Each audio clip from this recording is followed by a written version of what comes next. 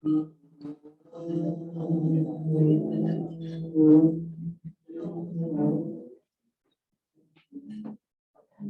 afternoon, everyone. Welcome to Rotary, both here in the Frangipani room at the IMU and online on Zoom. I'm Sally Gaskell, our current president, and I want to thank you all for being here. Apologies in advance. My brain's a little foggy today. I got my booster shot yesterday, so please forgive me if anything seems out of place. Okay. Michael, can you please show the flag so that we'll have our moment of silence?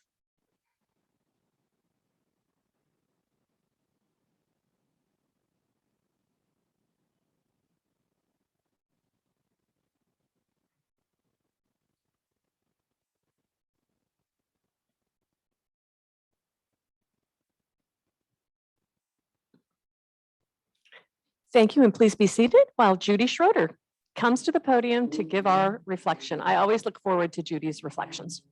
I do.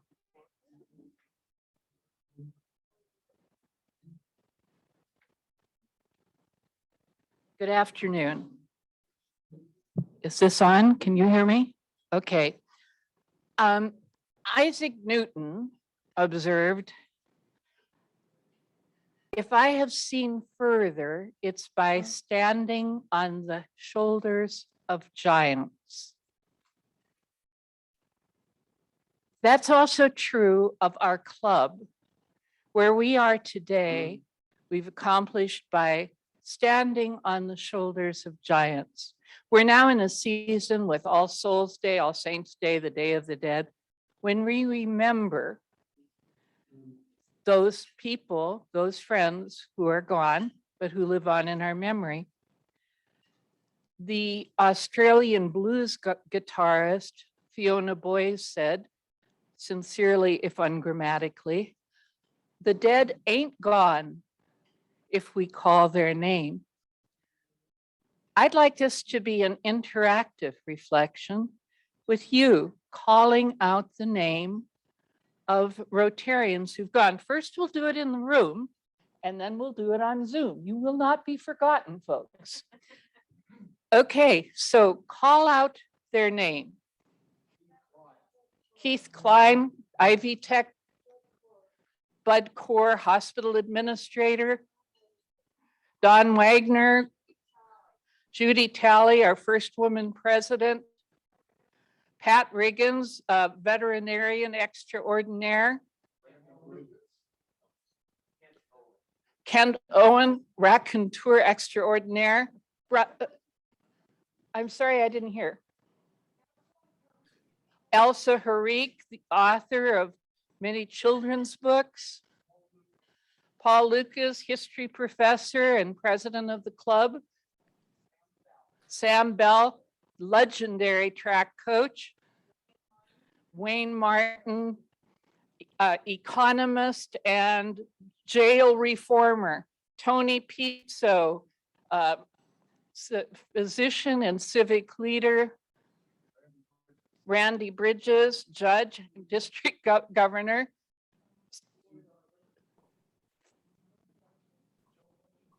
Joe Butcher, Colonel Joe Butcher, who was, that's going way back, Steve. Going way back there too, Hank Hofstetter, the Dean of the School of Optometry. David Albright, international scholar. Judy Bush, district governor from, where exactly? Bedford, okay. Keith Brown, extraordinary member of the music faculty. Jack Wentworth, Dean of the School of Business. There was another one. John Stample, who was the chair of our School of Journalism, the dean. Yes, I mentioned Ginny, but she was very active in our community and with the Monroe County Public Library. I'm sorry? Jim Griffin, brilliant engineer and teacher's warehouse volunteer. Harold Jordan, IMU director for decades. Tony Pisa, we already got him. Steve Berkeley. Dean Berkeley, oh man, that was, yes. Dean Berkeley from the School of Education. He was quite a storyteller. Okay, now let's keep thinking, but let's turn to those on Zoom. People on Zoom, volunteer, just yell it out, be sure you're unmuted. Keith Miser. Keith Miser. Keith Miser, yes, from Hawaii, student administrator, another teacher's warehouse guy. Arthur Berlin of Corridon. Randy, did you have someone? Yeah, Arthur Berlin of Corridon. Arthur Berlin of Corridon. Okay, well, the point is, we could go on here, and just thinking about this reflection really warmed my heart. It didn't feel the least bit gloomy, but let us always remember and pay tribute to those on whose shoulders we stand. Thank you.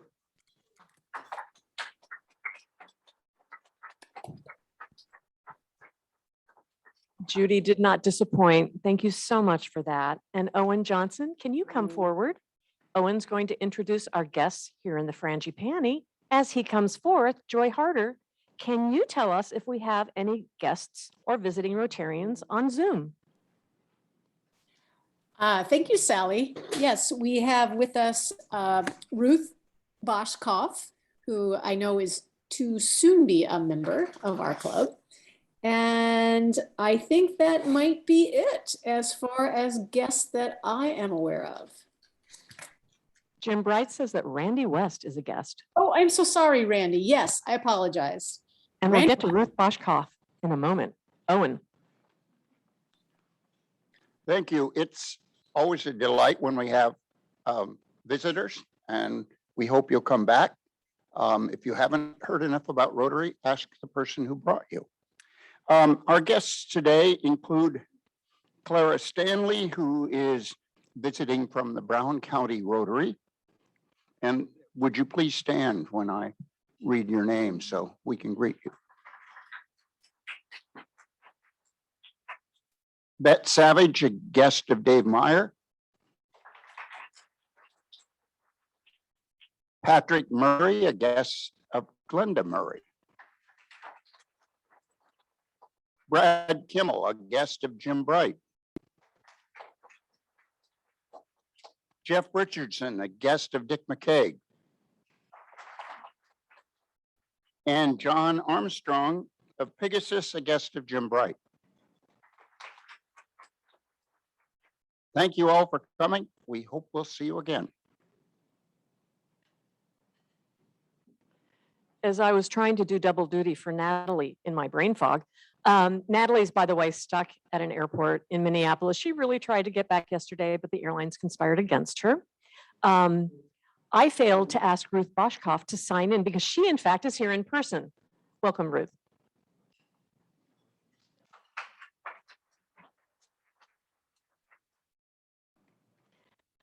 Thanks today to Dave Meyer, our producer, assisted by Michael Shermus. Thank you so much to both Michael and Dave. They've been here since 10:30, setting up for our hybrid meeting. Also, thanks to Joy Harder, our Zoom manager, to whom I'm grateful, our remote camera and mic operators for later in the program, Martha Foster and Aaron Davis. Aaron Brewington was our greeter. Thank you, Owen, for introducing the guests. Our roundabout reporter for this week and next month is Susie Graham. And a special shout out to both Glenda Murray and Kyla Cox-Deckard, who without asking volunteered to relieve me at the table in lieu of Natalie. We have no birthdays for the next couple of weeks, which I find kind of remarkable. We have 105 members in this club, but we've got some notable anniversaries this week. First, Lynn Schwartzberg, 14 years in Rotary. Peter Crooner, 17 years, and Dick McCaig, I warned you I was going to mention you today, 36 years as a Bloomington Rotarian. That is exactly 2/3 of a century of Rotary service. I have just a couple of announcements before we get on to the real business of today. One is that we had fun and Jiffy Treat at the Adopt a Road Service Project on Saturday. The weather was beautiful and Pete Ellis Drive is now even more beautiful. There were 16 of us, so please give a wave or stand up as I call your name. Thank you to Aaron Brewington, Alan Barker, Peggy Frisbee, Joy Harder, Hank Heichema, Rex Hillary, Steve Engel, Sarah Laughlin, you're not standing up, Dave Meyer, Cynthia Neidhart, Bill Oates, Art Omick, Michael Shermis, Glenn Steenberger, Diane Shoemaker, and myself. And special thanks to Michael Shermis and Glenn Steenberger, who are the members of the Community Service Committee who managed the event. Glenn even hauled off the trash in his truck and recycling. And thanks to Sarah Laughlin for chairing our Community Service Committee this year. It's now time. Peggy Frisbee, will you come to the podium, please? It's now time to do that special thing that we do on an occasional basis, which is to recognize new Paul Harris Fellows. Peggy Frisbee is our Rotary International Foundation Chair this year. I also want to thank Mike Baker, big shout out, for serving as our Foundation Chair for the past 3 years. Now, Peggy. Thank you, Sally. It's, as I understand it, it's been a little while since we had a Paul Harris presentation, essentially, as far as I know, and I think that's right, Mike Baker, who did an absolutely terrific job as chair for the last 3 years. And actually, I'd like to recognize Mike. So could you all thank you, Mike, for your service. But I believe it's been since somewhere before February of 2020 since we've had a presentation. So we've got a few people to recognize. We have 5, okay? So today I have the honor of recognizing 5 of our members with Paul Harris Fellow pins for their contributions of service with Rotary and of funds to Rotary International Foundation. First, let's go back in time. The year was 1917. It was just 12 years after Paul Harris formed Rotary with 2 others, just 12 years. And at the Rotary Conference in 1917, outgoing Rotary President Arch Klump said, "Let's start an endowment for the purpose of doing good in the world." With an initial contribution of $26.50. And I did not do the math to figure out how much that would be today, but somebody could probably. Rotary International Foundation began, okay? And just a point of clarification, we do have our own local Rotary Foundation, which also is doing good in our community. But of course, I'm talking Rotary International Foundation. Since that time, Rotary members have supported Rotary International Foundation, which in turn has funded efforts to eradicate polio, bring schools, food security, and healthcare to the poorest countries and communities in the world and our nation, and provide adequate shelter, drinking water, sanitation, and much, much more. Right now, the needs are great. You are all invited to include Rotary International Foundation in your ongoing charitable donations and contribute whatever you can, whether monthly, quarterly, annually, or from time to time. Most contributions are used currently, and you are eligible for a Paul Harris Fellow recognition if you contribute to the annual fund, Polio Plus, or to sponsor a foundation grant. And an easy way to join me and others in the club is by making a $25 contribution every quarter. Natalie will just put it on your quarterly invoice. And it's, as we all know, if you just don't get the money in the first, just very painful, painless to do it that way. And special thing right now, until the end of this year, 2 Paul Harris Fellow points will be awarded for each dollar contributed. And what that means, since it takes 1,000 points for Paul Harris Fellow recognition, essentially you just have to have a contribution of $500 to get Paul Harris Fellow pinned, okay? So as long as I don't lose my place here. Now I have the pleasure of recognizing the good works and contributions of 5 of our members. 4 are already Paul Harris members and have continued to support Rotary International Foundation, so they are now being recognized for their next levels of support and service. And we have 1 brand new Paul Harris Fellow. So first of all, we have 2 recipients here in the room, and we have 3 on Zoom. So hopefully I can do this right. So first of all, let's have Lance Everly and Steve Engel join me up here at the podium. And Sally will be presenting. And while they come up, let's recognize our 3 Paul Harris Fellows on Zoom. First, Kay Leach. Kay is receiving her 2nd Paul Harris pin. And Kay, do you have your pin with you? Since we're not there to give it to you. So I said, feel free to show it to us. Congratulations. Congratulations and thank you, Kay. Next, we have Monica and Peter Crooner. And Monica and Peter are receiving their 3rd Paul Harris pins. So if you would, Peter and Monica, go ahead and present your pins to each other.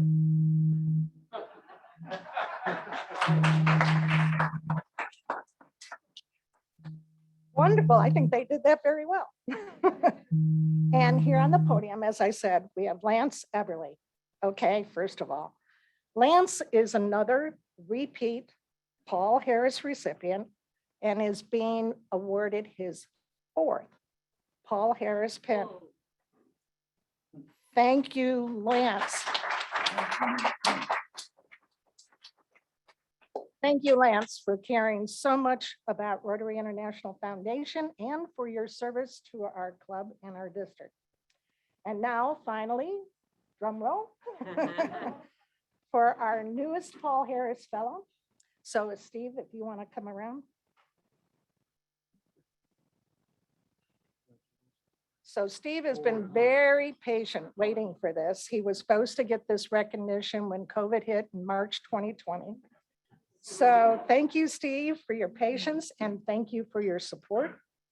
Welcome to the Fellowship of Paul Harris and Rotary International Foundation.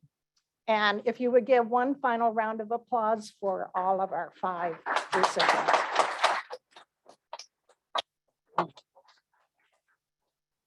And I'm going to make one last little plug. There is a Friends of Rotary Foundation evening of celebration and inspiration coming up. It will be on Friday, November 19th at 6:15 at the U Club President's Room here in the Union. And you can see me or check with the roundabout for details. Thank you all.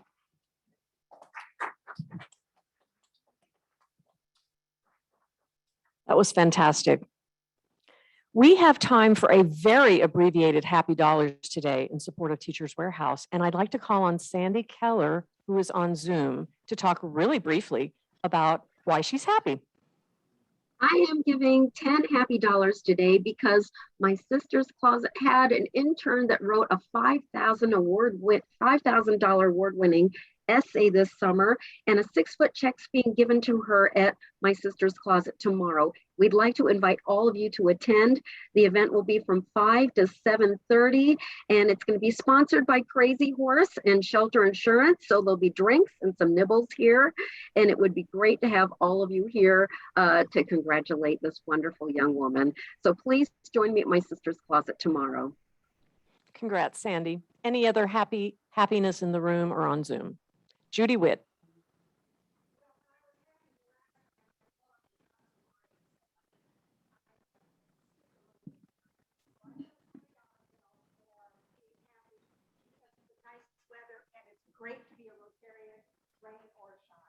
Judy Witt is happy because she brought her wallet, as are we. Thank you. Okay, I'm going to stop it there. Save your happiness until next week. So for now, I'd like to invite Leslie Green to come to the podium and introduce our speaker. Thanks, Leslie.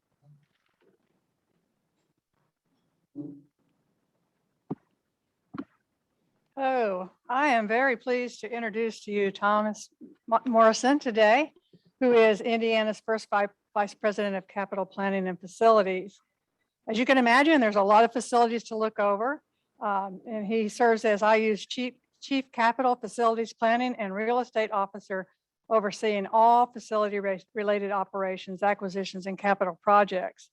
And as such, he's looking over a portfolio of 800 buildings across the IU campuses with a nearly $9 billion real estate value.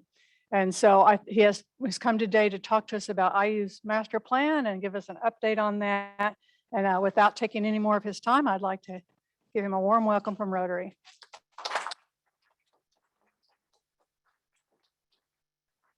Thank you, Leslie. Thank you all. Thank you, everybody who's here, everybody online. It is my pleasure to be with you again. It's a pleasure to be back in person. Lots of friendly faces here. And I have to say, I enjoyed the remembrance earlier about standing on the shoulders. And I have lots of my colleagues who are in the room today who have, without a great big team, Indiana University and its campuses would not be what they are. And so I see Patrick Murray's here and Bill Brown is here, two of my great colleagues. And of course, I want to recognize Dr. Phil Eskew in the back of the room, who was the chair of the trustees facilities committee for much of my tenure at IU. And we got to do lots of great things together. And I always appreciated his leadership and his friendship. And so welcome to Bloomington. Welcome to the Bloomington campus. So many of you, of course, are familiar with it. I've had compliments about the mums right now and the way the campus looks. I will pass that along to Mia Williams and all the crews who plant those. Weather was a little difficult the last couple of days, but hopefully the sun comes out and spruces things up a little bit. What I want to do today is give you a little bit of an overview, as I have done in the past with you, is to give you an overview of the master plan as it relates to the Bloomington campus, and maybe touch on some questions that you might have. I'm going to try to breeze through some things, give you a little bit of history, because a master plan is none of this on the Bloomington campus happens by accident. This place, this campus, is absolutely beautiful. No matter which ranking you look at in the country about most beautiful campuses, the Bloomington campus of Indiana University will always be in the top 10. It's my job, as Trustee Eskew told me long ago, don't screw that up. But it was really born naturally beautiful, and it's had a great plan over time. It doesn't happen by accident. And so with the guidance of trustees and presidents and my predecessors, we've been able to maintain, I think, what everybody saw in the beginning. So let's talk a little bit about why is all this important? Why is master planning important? Why does a campus have to look good? Well, it's because students tell us that one of the primary reasons for why they pick a university is the way the campus looks and feels. Yes, academic programs are really important, but if you go out in that hallway and you ask the next 10 students who come by why they picked Indiana University, you'll probably find that about 70% of them say that I like the way the campus felt to me. I like the way it looked. It's beautiful. And we want to maintain that. When I was walking over today, there were all kinds of tour groups around. They get to see that. In fact, I tell people that if we can't get a student when they tour in the fall on this campus, then we're doing something wrong. And so we saw lots of those folks out there. So maintaining the campus, not only the exterior and the way the buildings look from the outside, but what we do on the inside is really, really important. So you see there on the left, campus environment, almost number one. master planning as it relates to the Bloomington campus, if you go out into the hallway and go down the hallway to the left, you'll see the model of the master plan of Indiana University. One of the good things about IU's master plan is that we don't change it every year or every couple of years. Our master plans have been generational. They last for 20 and 30 years. So that model that you see, it will have all of our thoughts about future development. And I would hedge to guess that only half of it will ever come true. It is the way we might use land should we need to in the future. And that's what that image is right there. But we want to make sure that we use our green space well, that we use our land that's been entrusted to us well. We put new buildings where they should go. One of the things you won't see in a master plan is where does the next whatever building go? You won't see us talk about, and different other campuses do it differently, but we don't talk about where the next biology building will go or the next chemistry building or the next English building or whatever it is. Time and need will dictate that. What we want to do is make sure we plan campuses well, to make sure we know where a building should go. Then we can determine what it actually ought to be used for, and history will determine that. The rehab of buildings, if I want us, if we're known for anything, is that we're good caretakers of what we have. And so while we've built plenty of new buildings in the last 15 years or so, or over time, really what we've tried to focus on is the R&R, what we call the rehabilitation and renovation of all of our buildings and the repurposing of those. And of course, we're always worried about how the traffic flows. Our master planning goals that we look for in the last master plan, which was completed in 2010, we always want to respect our history. We want to make sure that you know when you're on Indiana University's campus, you know you're on Indiana University's campus. There's no doubt about what our edges are. We want it to be walkable. We've gone about as far out as we're going to go. We want to enhance those gathering spaces, and never has that been more true than in the last 2 years during COVID. We've really had to maximize our outdoor spaces to allow people to be outside. We want to preserve all of our natural features. Again, this place was born naturally beautiful. We want to maintain that. We want to maintain the trees. We want to maintain the woods. We want to maintain the river. We want to be absolutely sustainable in how we manage our campuses, and that is an ongoing challenge. And we want to provide the infrastructure that we need for growth. There's one slide I want you to remember today. It's this one. This shows our growth over time in square feet on the Bloomington campus. And so if you look at the period, say in the starting in 1940 to 1970, in each of those decades, the campus basically doubled in size, pretty close to that. And that was at a time, of course, when coming out of World War II and out of the Korean War, and we had more people being able to take advantage of the GI Bill, we needed space.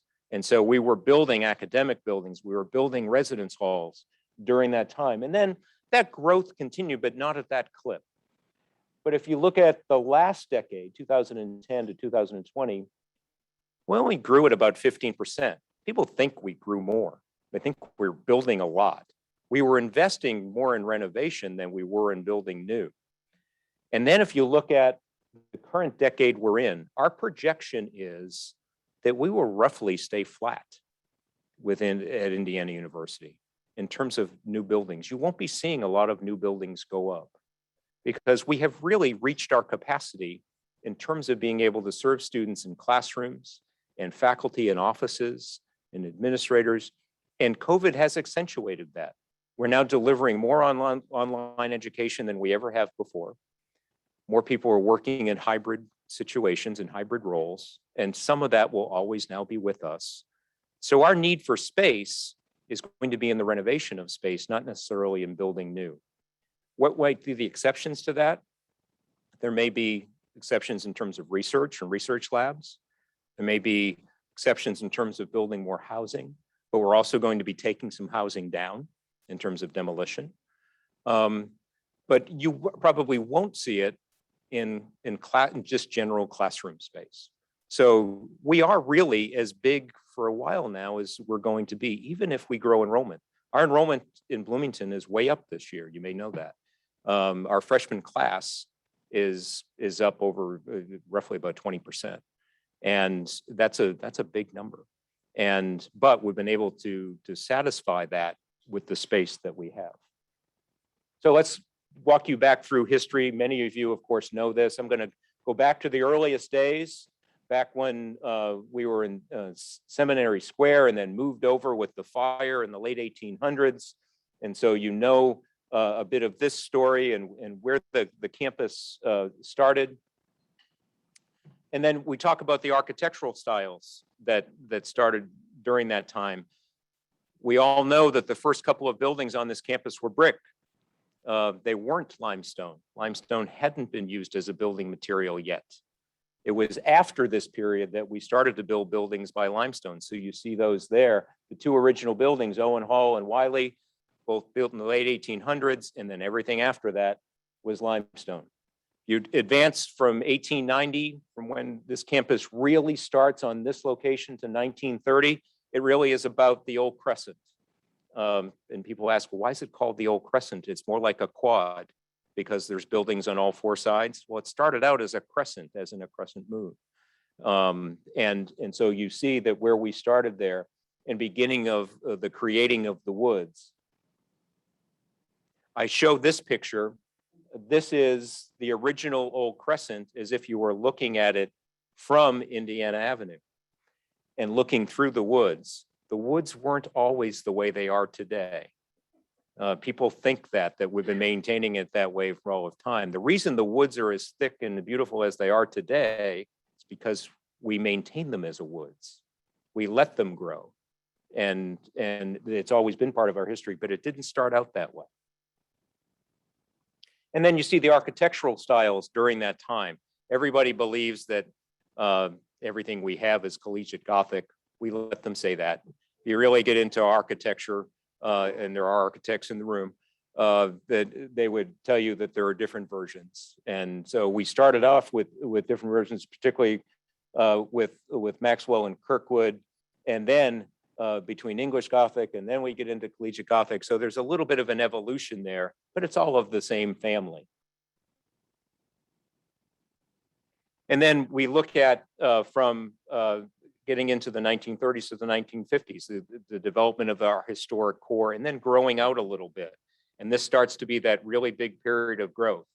And so you see more of the collegiate Gothic style, but you see the IMU taking hold, you see the chemistry building, you see Bryan Hall in the auditorium, and getting into a little bit of more Art Deco and modernist architecture of its time, but still the investment in limestone. Then we start to grow out, starting in the 1950s. We start to grow out more the north and west. And then you see some more modern styles of architecture of its time. And now I will say that I'm not sure how many compliments that I can give to Ballantyne architecturally. But I think with its recent renovation, we've made Ballantyne as good as it can possibly be. Now that we've taken the window air conditioners out of there, and it actually looks more stately than it ever has before.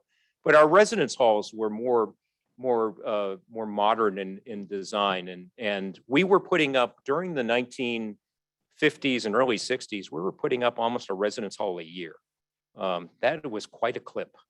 And now all of those are, of course, coming due for renovation, and that's what we've been working on.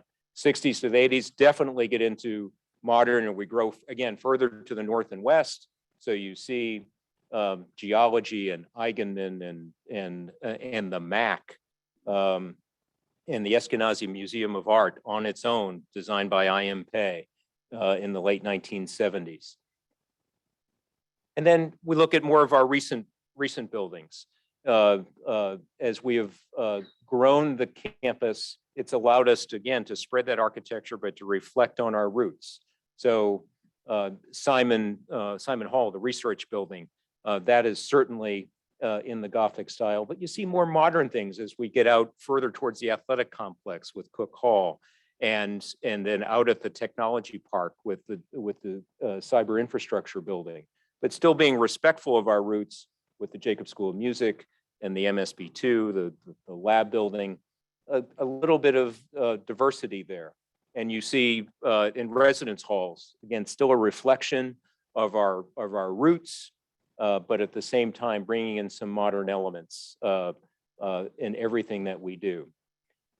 And then you look at Global and International Studies is a building on the Arboretum that is right at that transition zone of our classic buildings, but also in the borders many of the modern buildings. And so, and then the new front to SPIA, I'll talk about that in a second. The new back to Goodbody Hall in the Wells Quad that we were able to add a dining hall there. And then of course, Letty Hall up on Woodlawn Avenue.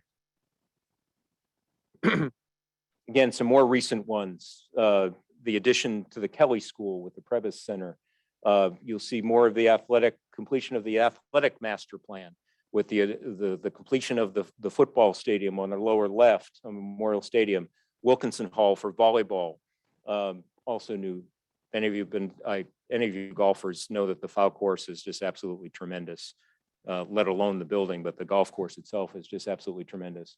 And then of course, the Swain Hall renovation and the improvements there. And then last, we look at the new Regional Academic Health Center that will open up in early December in full with the hospital complex. We're very proud of that, fits the space well. That was part of a long-term master plan. That wasn't dreamt up overnight. I tell people, I started working on that project in 2010. And we announced it, I believe, in 2015 or 16. And I was amazed. We got all the way to the announcement day and that never leaked. No one ever found out about, other than the people working on it. And so it will be a great addition to our community. And then the new Walnut Grove Residence Hall that we just opened up just to the south of the stadium in the McNutt Dining Edition. And then the Letty Complex. And then last, I'll talk about the Eskenazi, the Mies van der Rohe building. If you've been on Jordan Avenue, corner of Jordan and 7th, this is the classic architectural project that we discovered the designs. It was originally designed in the early 1950s by Mies van der Rohe, never built.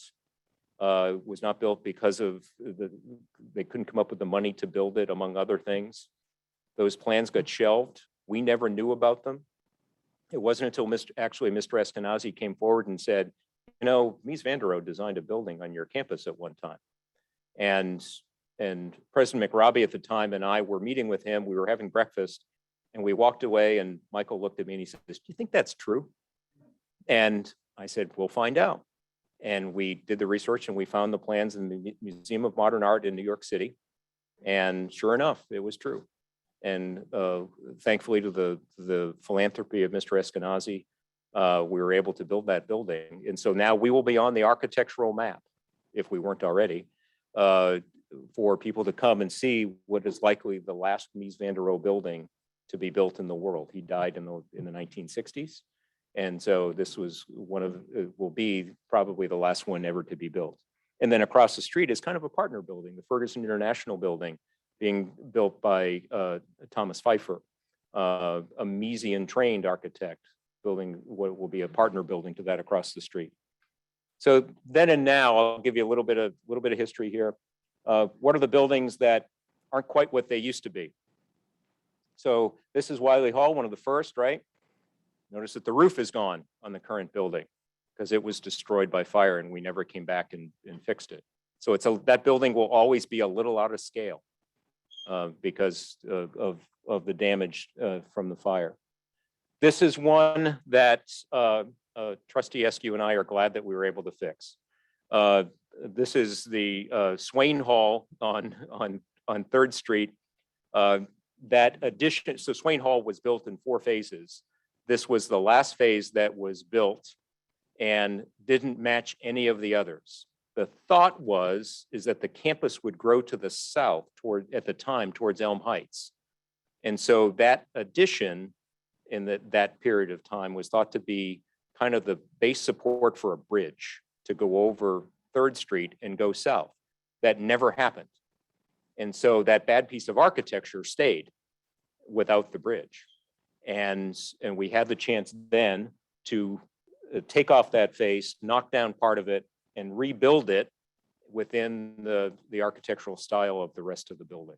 And so the students who are walking out there today will never know the difference that building looked different at one time. The Carillon, the existing Met's Carillon was built up on the hill off of 17th Street. Its structure started to fail. We needed to replace it. We had it redesigned and then moved it to the Arboretum. And you can imagine that everybody said, well, why didn't they put it in the Arboretum to start with? Well, of course, the Arboretum wasn't there until the 1980s. The football stadium was there. But if it had not had the football stadium, that would have been the perfect place to put a Carillon. And that's hopefully what we did. And then, of course, the addition to SPIA, the O'Neill School. This became the problem on the left of SPIA's architecture and presence became more pronounced when we added on to the Kelly School. It really became kind of overshadowed. And so we were able, through the gift of Paul O'Neill, to add on to the front of the building. And so this has stepped up the architecture of that piece. And then Goodbody Hall, that was the back of Goodbody on the left. And through some great architects working together, including our own Courtney Payne, worked on that to come up with make a dining hall with an elevated roof terrace that the students just love. Simon Hall, I show this picture often because it makes it look like there's a lake in front of Assembly Hall. It's really just a puddle in the parking lot, but with the reflection, it just looks wonderful. But we were able to take off the front of Assembly Hall, extend the lobby, and keep the character of Assembly Hall, but at the same time make it much more welcoming and a great center for the entryway into the building. And of course, Memorial Stadium, we closed in both end zones. That has very much helped in terms of the stadium function, but at the same time, it has helped us in terms of the architecture of that space. Let me just give you a very quick update to the master plan, and then I'll probably open it up for questions. Our master plans are divided up into neighborhoods. So it's not like we take them all in full. We look at it in terms of neighborhoods. And so what were the updates that we did within the last 10 years? Periodically, we look at those neighborhoods and say, what do we need to do to refine the master plan to reflect the changes after we've added a building? What does it change anything? Does it adapt anything? Not in full scale, but what do we need to do? And so we looked at 3 areas within the last couple of years. And one of them is what we call the mesh building complex, which is up adjacent to Meadowwood. And that mesh building is really becoming a research hub for us. It's an enormous building of some different types of spaces that we can do really unique labs in there. And so that is something that we've looked at and might we need to add on to that building in time. So that's why we looked at that. We looked at the North Woodlawn, which is another way of saying the tailgate fields just south of the stadium. Largely they will always be tailgate fields in a green space, but what might the edges look like? Because per the master plan, we added the Walnut Grove Residence Hall Center on the east. And so we looked at, would we do that on the west at some point in time? Not right away, but at a point in time. And then we also looked at, what does the hospital complex addition mean to us? What does it, now that we've added that complex, what does it mean for the rest of the site? Will there be the other opportunities for medical research, for medical office buildings, perhaps? Any of those things. And so we looked at, if we needed to add to that site after it's open, we could imagine within a couple of years, there may be some discussion about needing to add further, and where would we go with that? And so you can see additional buildings that we built to the south, and even potentially more housing to the west. So that's what those show. And then here's the mesh. And then the Woodlawn district, as I talked about south of the stadium, we're always looking at traffic as it relates to game day traffic. Don't blame me for that if any of you get stuck in game day traffic. And then, and what's it look like today? And then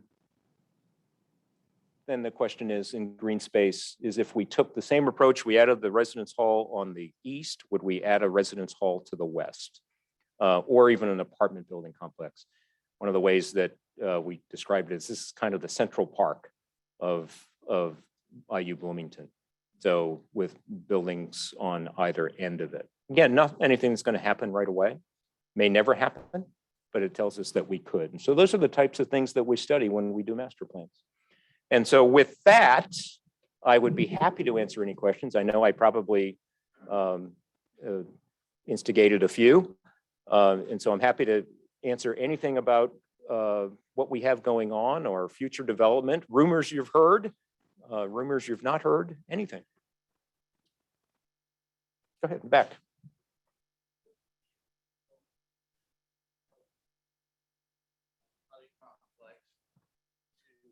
Knock down Assembly Hall and replace it with a new building?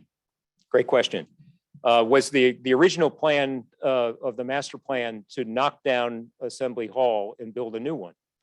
And the answer is when we originally did the master plan coming out of the late 2007 through 10 period, we did start from that premise, no question.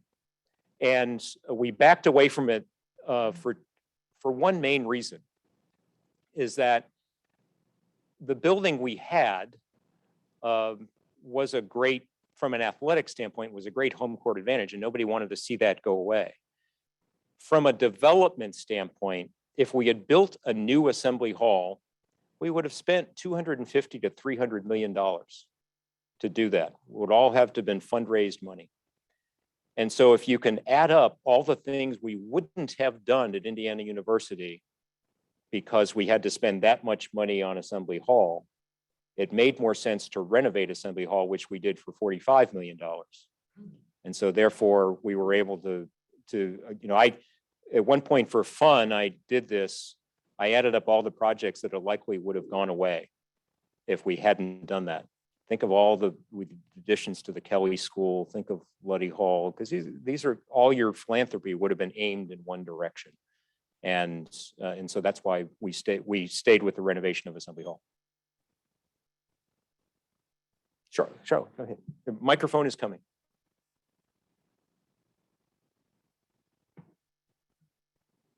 Yes, you said that you were on the caring about the way traffic moved. What about the 14th Street extension? Is that still on the books, or was it ever on the books? It is on. So 14th Street extension, which is basically kind of Law Lane, and we are interested in still maintaining that. So as the hospital gets opened and we start to see traffic patterns, it was something that we had been planning for. Realized, let's let the hospital get open and then figure out how we want to do it. Can you tell us how you interact with the city government on this in the county? We do have the development. Yeah, we do have regular conversations with the city about things like that. And so we do joint planning because we know we can't exist on our, we have to work together. Some of those streets are city streets.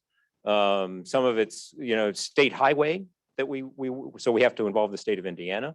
Some of it's county coming into the hospital from the east. So it takes all of us working on that together. But that one piece financially was more than we wanted to bite off at the time. Yeah. Can you give us an idea, maybe on a percentage basis of all the new building that's been done, say in the last 5 years or so? How much of it was public dollar and how much of it was development dollar? Sure. We have done, we looked at from 2007 to 2021, which is essentially President McRobbie's tenure. In 14 years, we did about $2.7 billion worth of construction at Indiana University. And that's the entire system. It's not just Bloomington. And of that, a little less than a third, probably about 30% was money from the state of Indiana. The rest of it was from our own sources. Could have been philanthropy, could have been research, could have been institutional funds, could have been housing, things like that. So no, it's definitely not the majority of the funding comes from the state. And we're grateful for what we get from the state, but it's not the majority of the funding. Yes.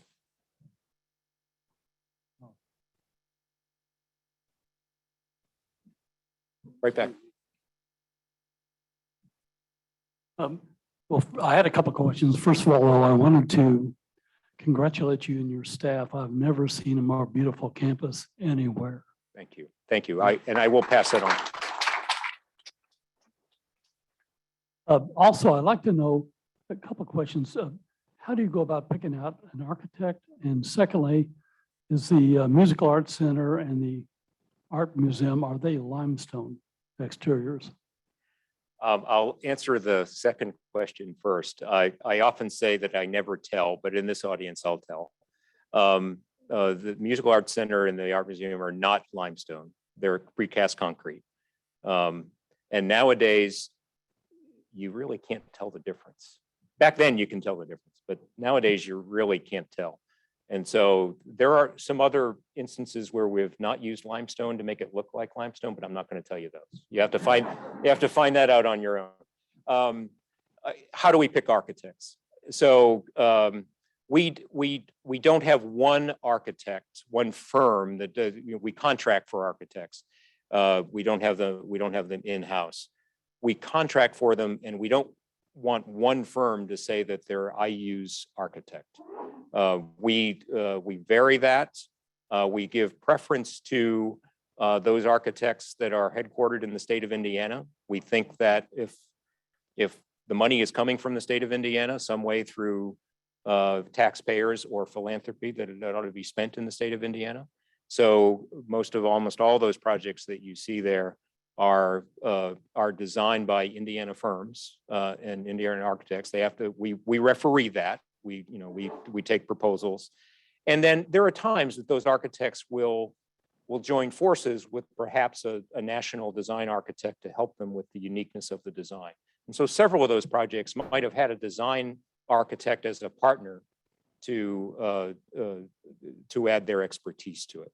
But we start with Indiana firms. So we in terms of spreading the business, now we spend up until last year, we spend about $200 to $300 million a year in construction, and our contract we spend it on about 140 to 150 different firms, and those are just the ones we contract with. Of course, then there are subcontractors and everything else, but so there's a lot of work that goes around there in terms of how we do it.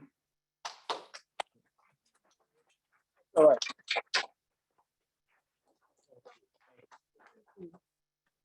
Thank you so much, Tom, for such a rich topic. I know that we could be here all afternoon getting questions and answers. And in fact, I'd love to invite you back every week because I'm such a big architecture buff. You didn't even mention my favorite brutalist building, the main library. Thank you so much again. In honor of your presentation today, we'll be giving a gift to Wonder Lab. Next week's speaker is Rhett Wiersba, the IU Women's Basketball Associate Head Coach. And finally, there's only 10 days until we honor Charlotte Zitlow and raise funds for Habitat for Humanity. Over half our club will be there. I'm really proud of everybody. Can't wait for next week, Charlotte. Let's close by reciting the four-way test. +1 together. Of the things we think, say, or do. First, is it the truth? Second, is it fair to all concerned? Third, will it build better friendships? Fourth, will it be beneficial to all concerned? And fifth, is it fun?